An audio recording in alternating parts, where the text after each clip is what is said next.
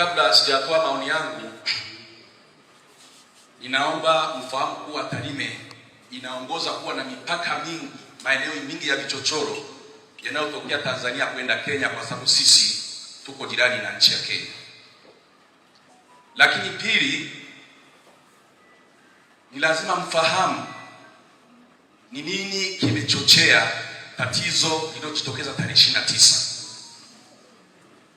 Kwanza nishukuru wajumbe wanaoongea humu, tumetoa nafasi, hakuna kuzomeana. Ninawashukuru sana, kila mtu anatoa maoni yake kwa uhuru. Naomba jina naitwa Hamza Adam. Ndugu viongozi wa tume, sababu kubwa ya chanzo tarehe 29 ni uchaguzi na matamko yaliyokuwa yanatolewa kabla ya uchaguzi. Mengi yanafichwa, lakini asilimia kubwa ni matamko makubwa yalikuwa yanatokea, na ndiyo yaliyoashiria na kusababisha matukio yote yaliyotokea tarehe 29.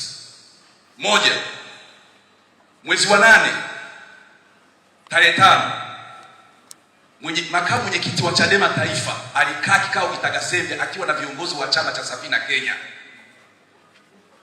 akahalalisha akasema uchaguzi huu by any means, kwa namna yoyote hautofanyika.